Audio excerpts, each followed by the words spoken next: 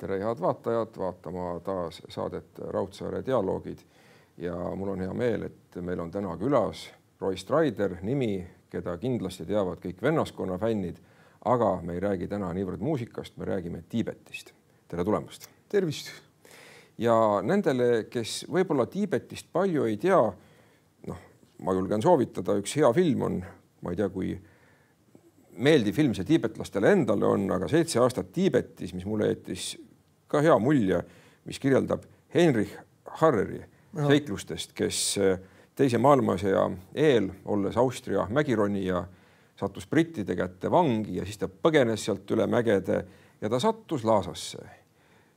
Tema pühaduse Dalai Lama juurde, kus ta elas mitu aastat, õppis seal nii mõndagi budismi ja sealse Tiibeti elu kohta. Ja see film oli väga südamlik ja see näitas ka Hiina okupatsiooni algust. Ja, selline film on olemas ja see on Heinrich Harreri raamatu järgi tehtud. Et ta kirjutas ka teisi raamatuid ja ta veel üsna hiljuti, veel 10 aastat tagasi oli täiesti elus, nüüd kahjuks küll enam mitte ja ta elas Liechtensteinis, Liechtensteini vürstiriigis, veetis oma elu siis teise poole ja elas ikkagi üsna pikaajaliseks, üle 90 aasta. Teda köitis budism. Ta tundis, et see kõnetab teda. Jah, seda küll. Ja eks seal oli ka asjaolu ilmselt väga määrab, et ta noores eas sattus Tiibetis läbi väga raskete katsumuste ja kõik, mida inimene noores eas kogeb, see jääb talle paratamatult külge. Kusjuures, kui Heinrich Harrer sealt Indiast kontsentratsioonilaagrist põgenes, siis ta kõigepealt sattus minu sõbra Lama Thupten Wangcheni kodukülla, mis asub üsna Nepali piiri lähedal ja seal teda siiamaani mäletatakse, et maailm on väikene. Millega ta pälvis austuse kohalike seas? Ta ei pälvinud üldse austust alguses kohalike seas. Teda koheldi nagu teemonit ja teda üritati riigist koos tema kaaslasega igat moodi välja peletada ja sattus ta ka röövlite küüsi seal ja tema elu ei olnud sugugi meelakkumine. Et see oli suur ime, et ta sinna keelatud linna Lhasasse üldse lõpuks jõudis elusana kohale ja et teda sealt ka kohe maid nagu välja ei visatud või midagi hullemat ei tehtud. Sest Tiibeti poliitika oli isolatsioon. Nad ei tahtnud välismaailma sisse lasta, neil oli oma elu ja geograafiliselt oli neil seda võimalik üsna edukalt kuni Hiina okupatsiooniarmee saabumiseni teha, kuna Tiibeti keskmine kõrgus on 4000 meetrit, et seal tavainimesel hakkab väga suure tõenäosusega väga halb hakatuseks, kuna on hapnikupuudus ja mäed Tiibeti platood piiravad, et need olid looduslik selline kaitsebarjäär. Aga ma näen teatud sarnasust sellel Heinrich Harreri sattumisel Lhasasse ja sellel, kuidas teie sinna sattusite.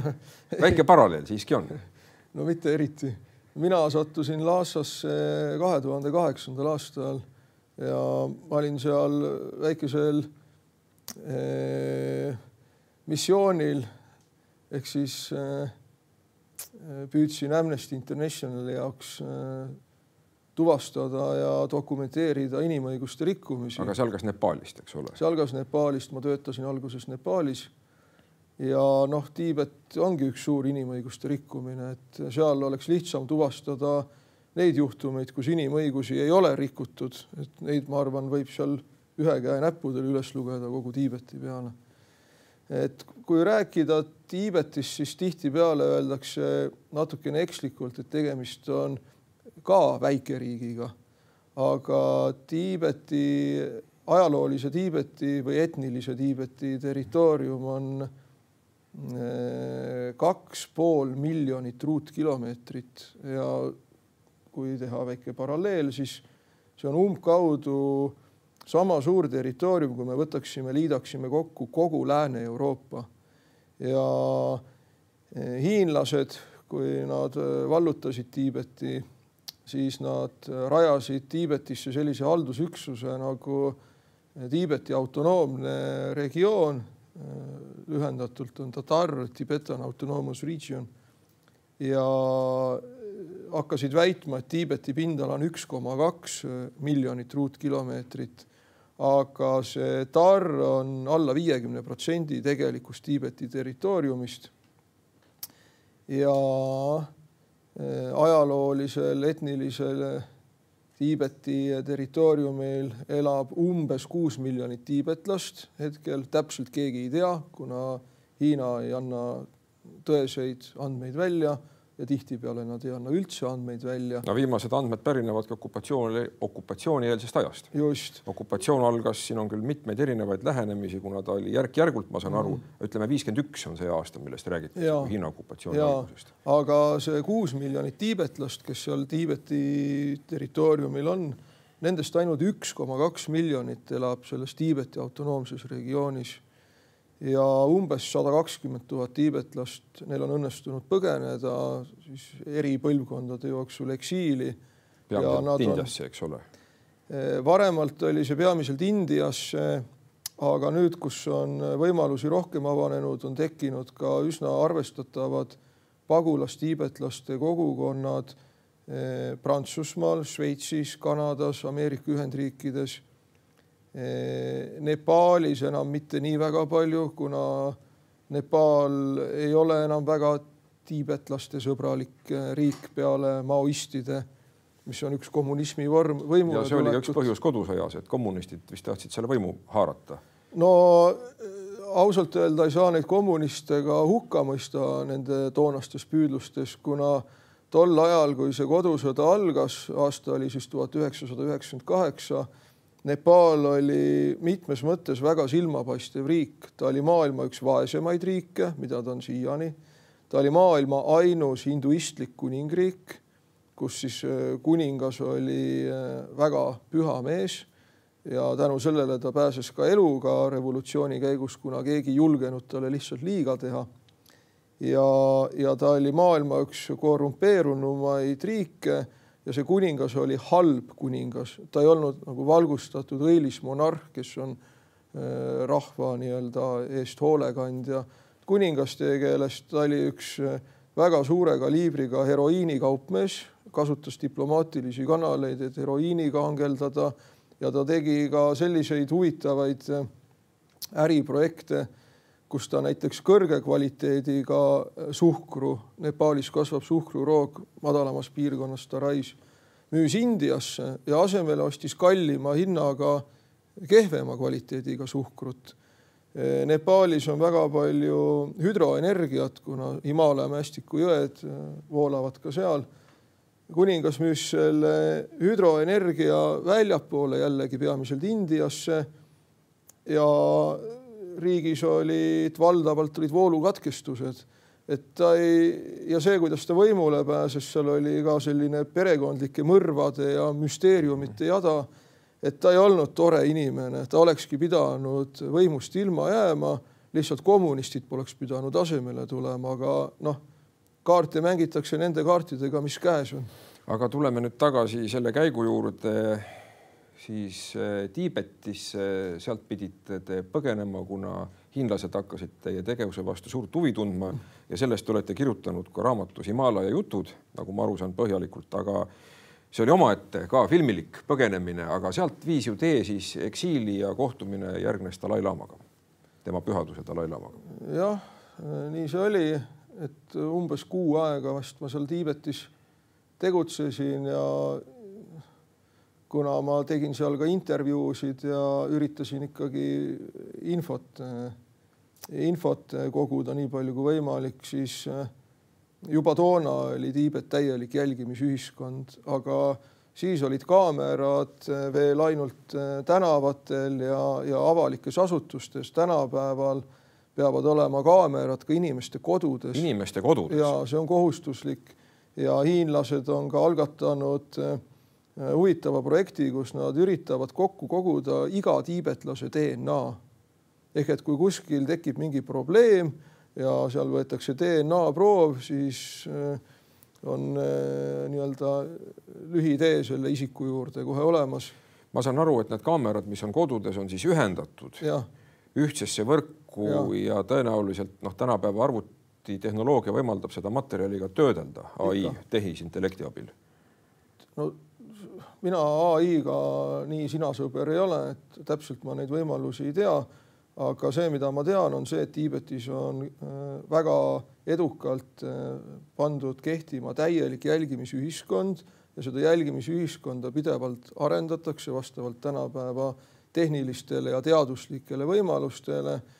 Et see elu on seal väga kontrollitud ja infot sealt välja saada on ülikeeruline. Seal on küll võimalik läbi interneti teha telefonikõnesid, et isikud, kes on tulnud pagulusse, nad suhtlevad enda vanemate või pereliikmetega, aga need jututeemad, need on, et kuidas lehm elab ja kas teil on seal ilus ilm ja mis sa täna sõid ja midagi sensitiivset ei ole võimalik. Enamasti vist on Laasas ilus ilm, et on üks päikselisemaid pealinnu, aga kus on siis see privaatne koht, kus inimesed saavad rääkida sellises jälgimisühiskonnas? Kas seda üldse enam on? Arvan, et võib-olla kuskil Karjamaal äkki oma jakkide, kitsede ja lammastega, aga ega see nomaadielu, mis on olnud Tiibeti kultuuri selgroog ja kogu Tiibeti nii-öelda identiteedi väga oluline vundament, seda nomaadielu ka paraku juba aastakümneid on ta kahanemas, ehk et hiinlastele ei meeldi, kui tiibetlased on sellised metsikud nomaadid, karilooma karjatajad, pidajad ja nad on seda edukalt oma regulatsioonidega kokku tõmmanud, ehk et nomaadlust on meelega järjest vähemaks hakitud ja nomaadid on koondatud tänapäeva koonduslaagritesse, neile on ehitatud sinna barakid, seal on alkohol on väga odav, hasartmängud, prostitutsioon, seda soodustatakse ja kui inimene on jäänud ilma oma kultuurist, oma religioonist, oma elustiilist, siis tihtipeale juhtub nii, et alkohol on kõige levinum antidepressant, mis küll pikemas perspektiivis tekitab depressiooni, aga inimesed siis upuvad pudelisse ja läheb see elu nii, et väga hea paralleel. Rannarahvas Eestis. Rannarahvas, aga ka Ameerika indiaanlased, põliselanikud, reservaadid. Aga mulle tuleb ette just see nõukogude elu, kus rannarahvas pidi paadid ära põletama või puruks peksma ja nad ei pääsenud enam. Merd nähti ainult okastraadi tagant ja see oli väga-väga depressiivne olukord. Analoogia on täiesti olemas. Sest meri, see on vabadus, samamoodi seal Tiibetis karja kasvatamine, see on ka ju vabadus. Absoluutselt. Selles suletud ühiskonnas see on see, kus inimene saab olla vaba, see võimalus. Aga tuleme nüüd ikkagi selle Dalai Lamaga kohtumise juurde. Et milline see esimene kohtumine välja nägi? Esimene kohtumine oli niimoodi, et ta tuli minu juurde, patsutas mind vastu pead ja ütles, et sina oled väga kaval ja tark inimene. Ja siis võtsin teadmiseks selle hinnangu. Kas ta põhjendas oma hinnangu? Ei. No tema pühadus Dalai Lama on olnud eluaeg, ta on osanud heast huumorist alati lugu pidada ja ta on mänguline persoon, et kui vähegi võimalik, siis ta pinged maandab naljaga ja mõnikord need naljad on isegi juba natukene piiri peal, et küll ta tuleb inimeste juurde ja kisub habemest või näpistab kusagilt või ütleb mingi sellise, küllaltki sellise juba võllanalja võib teha. Aga selline on tema loomus ja ma usun, et see on olnud ka üks põhjustest, miks ta on nii populaarseks üle maailma juba omal ajal muutunud. Ta on väga hea suhtleja.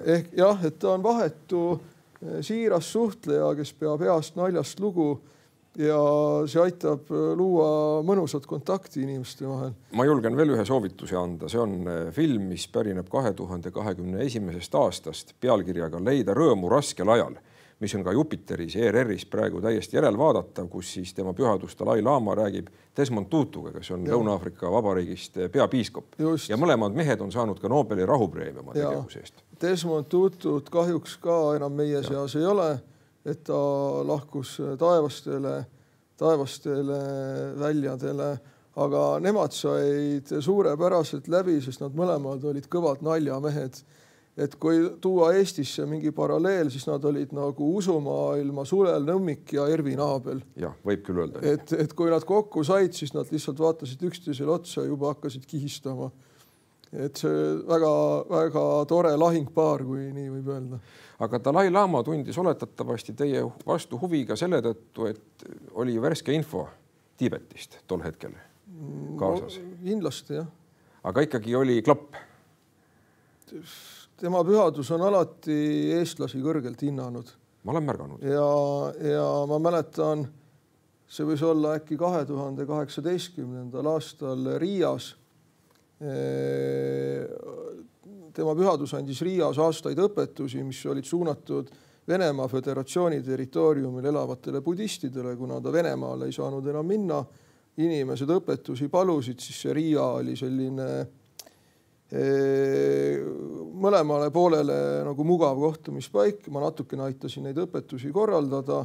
Ühel aastal ma mäletan, et oli pressikonverents ja läksin ja andsin tema pühadusele ühe nokamütsi sinist värvi, mille peal oli kirjas Estonia ja andsin ka T-särgi, mis ma olin Ahja poest ostnud, kus oli Eesti vapp ja sinimustvalge ja 3 lõvi ja jällegi Estonia ja Eesti suveniirpassi, selliseid meil saab hankida ja ma täitsin selle ilusti ära, omakäeliselt panin tema pildi ka sisse, et Eesti nii-öelda nagu sümboolne suveniirpass ja tema pühadus vaatas, pani selle mütsi pähe, särgi tõstis endale rinna ette ja siis jäi korraks mõtlikuks ja ütles niimoodi, et Eesti.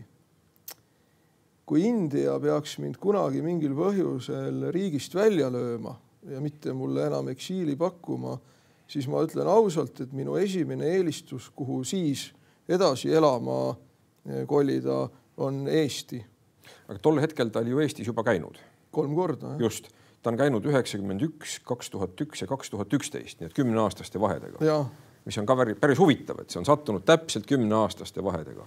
Jah, et ega ei teagi, kas seal on olnud Dalai Lama poolne mingisugune rehkendus või on see olnud Eesti poolsete korraldajate ehk siis varasemalt Linnart Mälli ja ka Sven Grünbergi selline numbrimaagia poole pürgimine, aga 10-aastaste intervallidega need visiidid tõepoolest aset leidsid. Ja tema on käinud siin 3 korda, aga teie olete käinud seal juba lugematu arv kordi, kus siis Tiibeti pagulus elab Indias, Põhja-Indias. Tõsi. Et kuidagi on nii juhtunud, et sellest esimesest kontaktist tulid paljud. Nii see elus on läinud, jah, huvitaval kombel. Ja sellepärast ma tõin paralleeli selle Austria Mägironijaga, et tema sattus ka ju küllaltki sarnases eas ja noores eas sinna Tiibetisse. No vist isegi nooremana kui mina, jah, et ta oli, ma arvan, mingi 20+ aastane. Mina olin siis 30 midagi natuke peale. Aga noh, need ajastud ja olud, need on täiesti võrreldamatud. Mina ei julgeks mingit paralleeli tõmmata. No jah, jäägu see minu südametunnistusele, aga nüüd, kui me tuleme selle koostöö juurde, mis siis tema pühaduse Dalai Lama ja eksiilvalitsusega toimub, et see koostöö pole küll juhuslik, see on süstemaatiline juba ja see on viinud selleni välja, et nad peavad teid siin oma eriesindajaks, kui nii võib öelda. No eriesindaja on vast palju öeldud, aga jah, mingiks koordinaatoriks või kõneisikuks seda kindlasti. See on kuidagi nõnda välja kukkunud rahvusvaheliselt, et Tiibet ei ole tunnustatud riik antud hetkel praegu, aga Tiibeti eksiilvalitsusel ja tema pühaduse Dalai Lama administratsioonil on esindused üle ilma Londonis, Lõuna-Aafrika Vabariigis, Austraalias, loomulikult Indias, Ameerika Ühendriikides. Kõiki riike nad mõistagi ei jõua katta. Ja ma arvan, et siin võib-olla on kohane paralleel aukonsulite süsteemiga. Tiibetil ei saa olla aukonsuleid, kuna ta ei ole hetkel tunnustatud riik, aga on välja kujunenud paljudes riikides teatud sellised kohalikud kontaktisikud, kes koordineerivad Tiibeti toetustegevusi ja see on täiesti vabatahtlik selline missioonipõhine töö, et ma kõrvutaksin võib-olla mingi aukonsuli tegevusega seda, et mõistetavaks teha, et mingit tasu selle eest ei ole kunagi makstud, kuigi ma mäletan, et ükskord aastaid tagasi toonane Hiina suursaadik Eestis saatis Postimehele oma arvamusloo, mis oli väga kehvasti tõlgitud hiina keelest, tõenäoliselt mingi toonase masintõlkega ja kus ta oli natukene ärritunud või pahane minu tagasihoidliku isiku peale ja väitis selles arvamusloos, et ma olen saanud ühe kartulikotitäie kulda Dalai-laama käest ja sellepärast siis kiusan hiinlasi Eestis taga ja seal oli ka all kirjas, et see lugu tuleb avaldada ilma igasuguste kärbete ja parandusteta. Ja toonane siis arvamustoimetaja Urve Eslas helistas mulle hilja õhtul ja ütles, et tead, et selline lugu on, et mis sa arvad, et me ei saa seda niimoodi avaldada, sellest tuleb rahvusvaheline diplomaatiline skandaal, et see on nii rumal jutt. Ja mina ütlesin, et avaldage ikka nii, nagu ta on, et see on ju väga värvikas ja selline koloriitne tekst. Aga kahjuks ikkagi toona Postimees toimetas tule loo ära, et see kullakott jäi välja. Aga samamoodi on Lätis on mõned inimesed, kes aitavad tiibetlasi. Leedus on isegi, ma arvan, 10 ja Eestis kuidagi on nii läinud, et mina olen siis olnud üks nendest, kes on siin juba ligi 20 aastat püüdnud natukene aidata seda palju kannatanud ja väga huvitavat rahvast. Ta on kahtlemata väga-väga huvitav kultuuriliselt. Me võime minna palju sajandeid tagasi kultuurilätete juurde, aga üks asi on see kultuuri pool ja budism, teine pool on ilmselt ka loodustunnetus ja mulle tundub, et siin on meil palju ühist tiibetlastega. Jah, meil on olnud palju ühist. On olnud? No, mitte enam. Eks see linnastumine võtab lõivu mõlemal pool maakera ja eestlastena me ju siiamaani ikkagi üsna uhkelt ütleme, et me oleme loodusrahvas.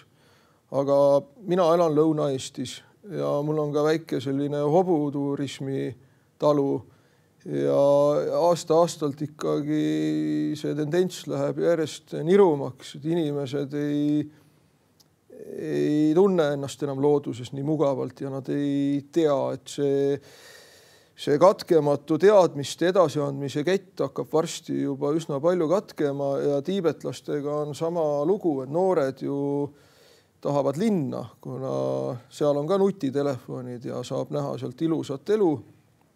Ja see on inimloomusele omane, et tahaks rohkem hõlpu elada ja lihtsamini läbi saada. Ja linnastumist tagasi pöörata on ikka väga raske. Ma ei ütle, et see on võimatu, aga see on väga-väga raske. Ja teadmised loodusest ja looduslähedane eluviis, nad lihtsalt hääbuvad. Aga mida Dalai-laama ise selle kohta on öelnud? Linnastumise kohta, looduslähedase eluviisi kohta. Ma olen küll teda lugenud, aga ma ei suuda praegu peast tsiteerida. Mina ei suuda ka ühtegi tsitaati siin praegu peast tsiteerida, aga ma usun, et ta tõenäoliselt ei pea seda kõige tähtsamaks, et kas inimesed elavad loodusega harmoonias või nad elavad linnakeskkonnas, peaasi nad elaksid harmoonias. Ehk et saaksid omavahel läbi, ei kahjustaks teisi, ei kahjustaks ka teisi tajuvaid olendeid, ei kahjustaks loodust enda ümber. Ja ma arvan, et tema seisukoht on pigem niipidi, natukene laiemaks tõmmatud. Aga kui ma mõtlen tema tegevuse peale, mulle tuleb meelde üks teine mees, mitte väga kaugelt, Mahatma Gandhi, kes seisis vägivallatu iseseisvusliikumise eest Indias ja lõppkokkuvõttes väga edukalt. Muidugi, oleme ausad, tol hetkel olid ka numbrid tema kasuks, kui me vaatame, kui palju oli britte ja okupante Indias, kui palju oli põliselanikkonda. Tiibetis on kahjuks need numbrid tiibetlaste kahjuks. Tiibetis on hiinlased olnud väga süstemaatilised ja kahjuks väga edukad oma taotlustes.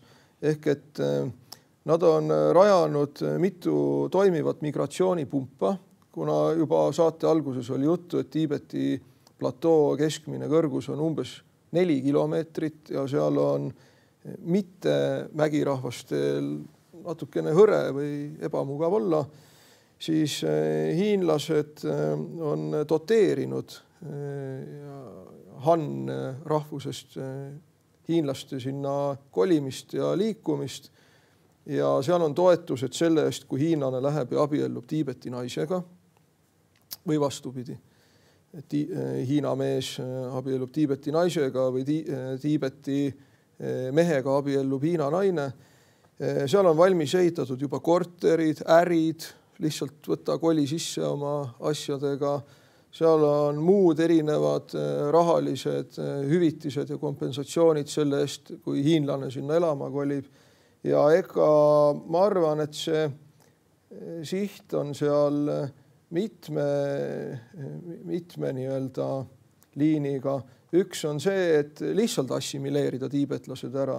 Teine on see, et võib-olla ühel hetkel hiinlased, kelle jaoks nende maine on väga-väga tähtis, mida teised meist arvavad, kuidas meisse suhtutakse, võivadki ühel hetkel lagedale tulla, et olgu hästi, teeme siis nii, nagu te soovite, teeme Tiibetis demokraatlikud valimised, aga selleks ajaks, kui juba mitte praegu, on hiinlaste protsent, kes elavad Tiibeti platool üle 50% ja täiesti demokraatlikult ongi tiibetlased juba vähemuses ja maksabki hiinlaste hääl. No, see aeg võib üldse mitte kaugel olla. Võib-olla nad peavad võtma sel juhul eeskuju meie kodanike komiteede liikumisest, et ikkagi need ajaloolised kodanikud on need, kelle hääl peab kõlama, aga mitte sissetulijad.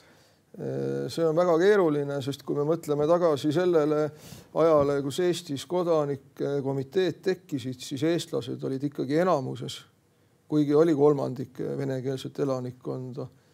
Et sellise massi vastu demokraatia rekvisiite ja võimalusi kasutada on väga keeruline.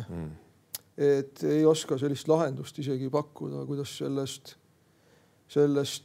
konksust üle võiks saada. Samas, ma arvan, on tiibetlastel tugev mentaalne eelis. Olemuslikult. Kas nad seda alati kasutavad, see on omaette küsimus, nagu me leidsime ka, et antakse ahvatlusi. Mul on kahju seda öelda, aga see mentaalne eelis on tänapäeval kadumas, kuna hiinlased on orienteeritud noortele. Ja jällegi piits ja präänik.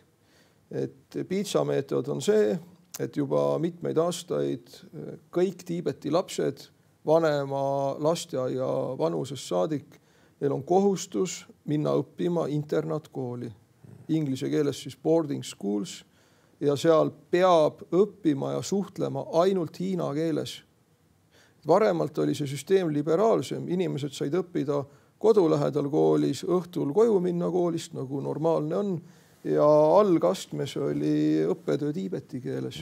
Nüüd see muudeti ära, ehk et need lapsed pääsevad koju enda vanemate juurde 1 või 2 korda aastas ja nii palju, kui infot on välja tulnud, siis nad on juba muutunud selle ajaga. Nad kardavad kodus tiibeti keeles suhelda ja nad natukene ka juba kardavad ja võõristavad oma vanemaid, kuna neil on tehtud edukalt ajupesu, et vanemad on tagurlikud, nad pooldavad mingit talaiklikki, nad räägivad, nende elustiil ei vasta enam tänapäeva normidele, nad on kentsakad ja pentsikud. Et see on see piitsa meetod ja loomulikult see on väga-väga traagiline. Prääniku meetod on jälle läbi interneti ja nutiseadmete ja läbi siis sellise keskmise hiinlase, Hiina elustiili propageerimise. Ehk et noored soovivad minna linna, nad tahavad seal saada mingisuguse hea töökoha, sest traditsiooniliselt on tiibetlasi hoitud kuni viimase ajani töötamas põllumajandus- või karjakasvatussektoris. Kõik muu, ehk siis administratiivsed töökohad, teenindussektor, see on olnud hiinlastel loomulikult ka korrakaitse. Aga noortele tiibetlastele pakutakse võimalust, kui sa hülgad oma identiteedi, võtad omaks selle, mida suur ja võimas Hiina riik, kes isalikult sinu eest muidugi hoolitseb, sulle pakub, siis sa saad teha karjääri, sa saad teha endale luua, rajada elu, sa saad normaalse sissetuleku. Loomulikult sa saad ka ju vastassoo tähelepanu, kui sa oled edukas. Ja neid nuppe hiinlased vajutavad. Samas ma ise mõtlen nii, et olud võivad muutuda väga ootamatult ka Hiinas. Ega Hiina ei ole ühiskond, mis oleks probleemidest kuidagi moodi prii. Absoluutselt mitte. Seal on praegu vägagi palju probleeme, millest võib-olla meie ühiskond nii palju ei teagi. Ja üks probleem on juba demograafiline probleem. Et see nende ühe lapse poliitika tundub, et on viinud olukorda, kus ühel hetkel neil on demograafiline kollaps ees kumamas. Vanu inimesi tuleb lihtsalt niivõrd palju suhtarvuna noorte suhtes. Ja teine on muidugi see nende majandusmudeli jätkusuutmatus, ma ütleksin, et okei, neil on küll selline siseturg, küllaltki suur, aga see nende odava ekspordi aeg, mida globaliseerumine tagant tõukas, paistab, et see on läbi. Tundub nii, kui nad ei leia just uusi turgusid Aafrikas, mille peale nad on üsna palju juba vähemalt seal 10-20 aastat keskendunud. Et hiinlaste see ekspansiivne nagu filosoofia või arusaam on ikkagi selline, et Hiina on keskmaa kuningriik, mis on maailma kese ja kõik ümberringi on nende vasallid või saavad nende vasallideks. Ja tänapäeval ei pea ju kasutama sõjalist või mingit kineetilist jõudu. Pehme jõud, nagu öeldakse. Absoluutselt.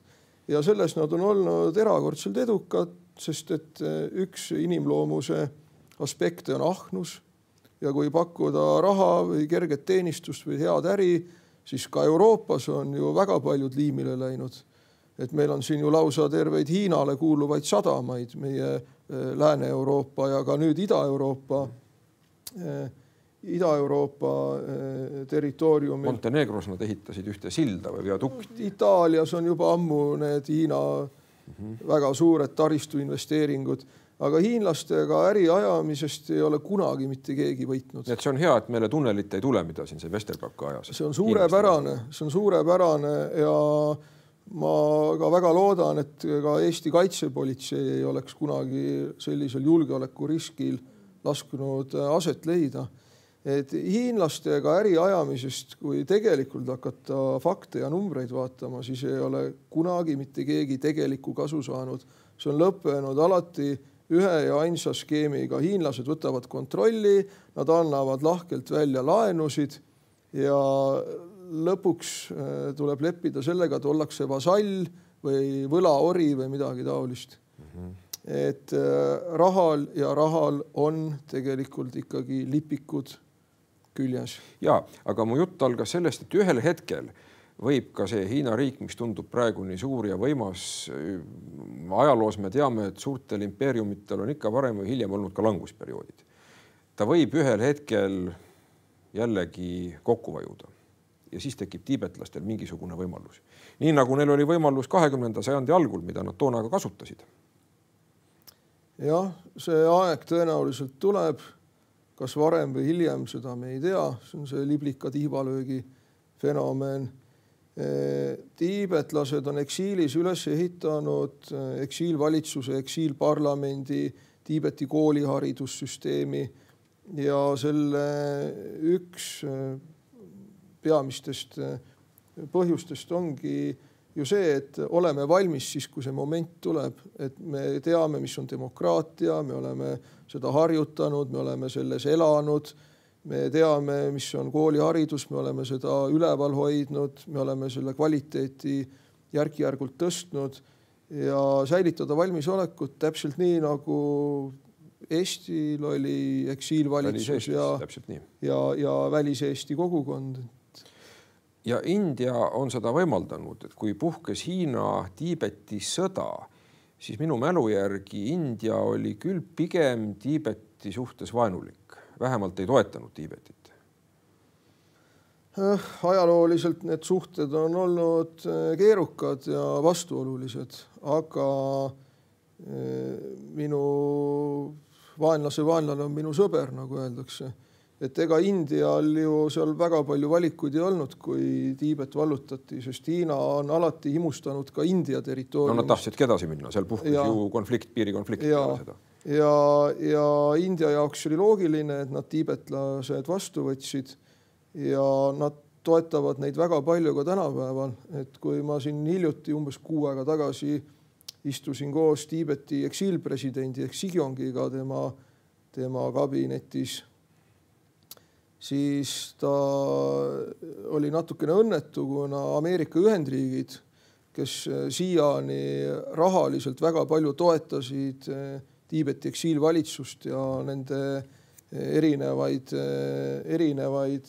süsteeme, nad võtsid peaaegu kogu rahastuse ära ootamatult või võib-olla mitte nii väga ootamatult. Kuu tagasi kuskil. Umbes nii, jah. No siis, kui vist kogu see Ameerika välisabi kogu kärbiti. Ja Tiibeti president sõitis New Delhisse ja palus India abi.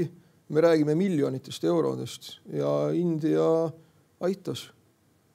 Ehk et see Tiibeti toetamine India jaoks ei ole lihtsalt mitte žest, vaid kui vaja, siis nad tulevad ka, panevad raha sinna, kus nende sõnad on, nagu öeldakse. No see on väga austusväärne. Absoluutselt. Aga India on ju ka demokraatlik riik, erinevalt Hiinast. India on demokraatlik riik. Ja. Kui palju on tiibetlastel autonoomiat seal oma asualal Põhja-Indias? See autonoomia on üsna laialdane. Et see on ikkagi põhimõtteliselt nagu riik riigis.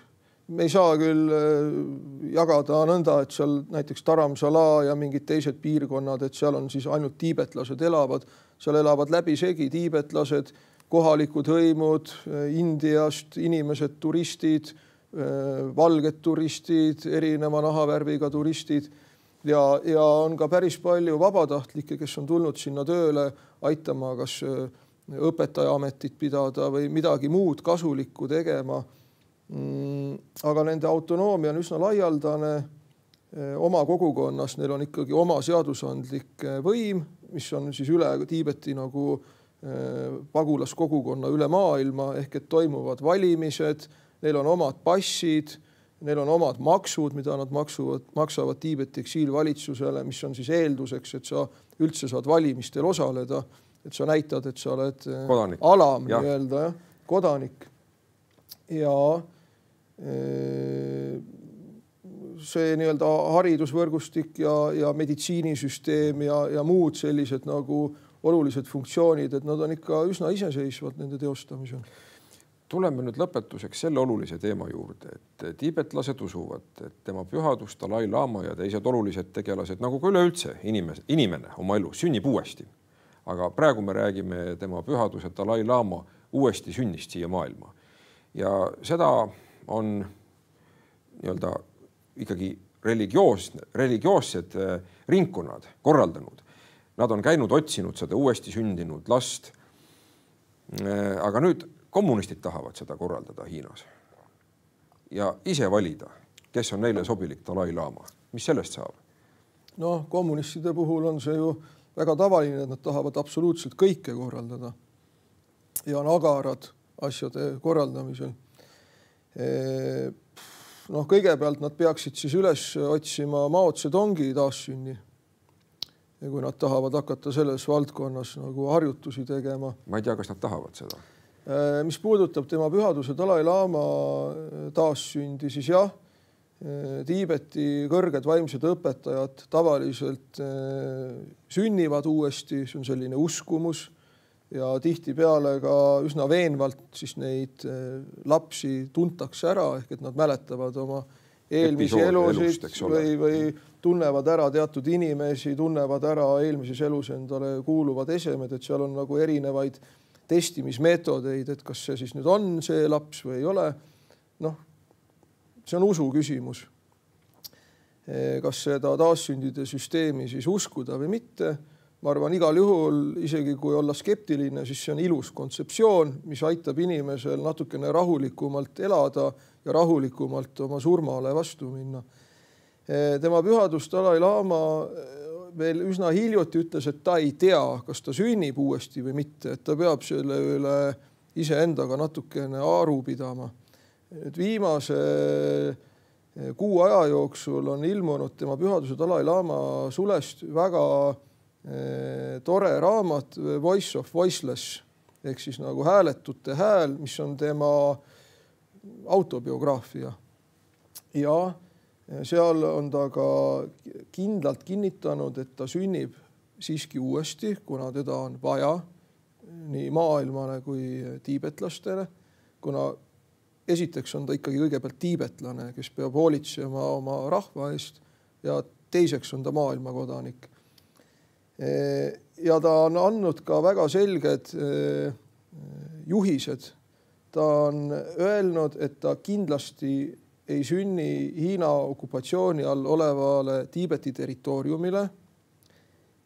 Teda kindlasti ei saa valida Hiina kommunistlik partei ja ta sünnib India territooriumil oleva Tiibeti kultuuriareaali kuuluvasse piirkonda, see oli kas Arunachal Pradesh või Tamang või selline kant, mis jääb Himaalaja mäestikku, mis on ajalooline selline nii-öelda Lõuna-Tiibet.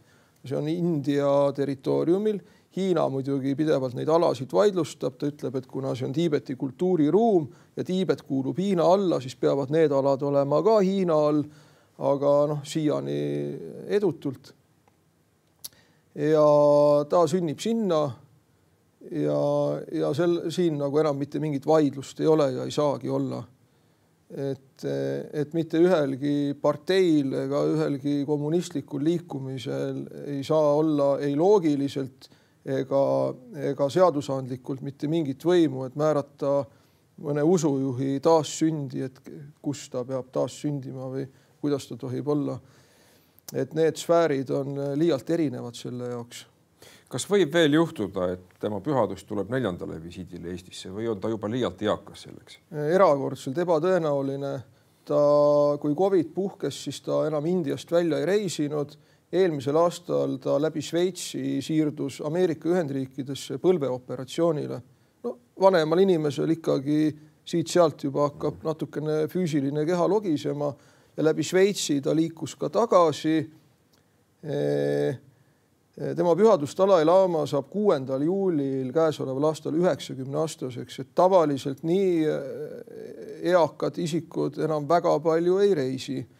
Ja ma arvan, et kui mingit kataklüsmi ei juhtu, siis ta Eestit enam ei külasta. Küll aga Eestist saab minna teda külastama, õnnitlema, et mul on tiibetlastega kokku juba lepitud, et esiteks Riigikogu delegatsioon läheb sinna õnnitlema ja tähistama neid pidustusi, aga tiibetlased võtavad vastu 20–30 inimest Eestist, kes soovivad ka minna õnnitlema Dalai-laamat sellise juubeli puhul ja osa võtta nendest pidustustest teatud programmiga. Ehk et vist reklaami ei tohi teha, aga kellel on huvi selles grupis kaasa lüüa, siis võiks püüda minuga ühendust võtta. No ma usun, et selle erandi võib-olla sõidame koos sinna. Ma olen tänulik, kui selline au võimalikuks osutub. Loomulikult, kuna Dalai-laama on nii, nagu me just leidsime, mitte ainult tiibetlaste jaoks väga tähtis isik, vaid tegelikult terve maailma jaoks. Sellepärast, et tema õpetust lugedes, ma arvan, me kõik saame teada, kuidas olla paremad inimesed. Ja see muudabki maailma paremaks. Me ei hakka muutma, nagu kommunistid arvavad, et tuleb muuta kõigepealt teisi. Ei, kõigepealt tuleb muuta iseennast. Just, nii sama lihtne see ongi.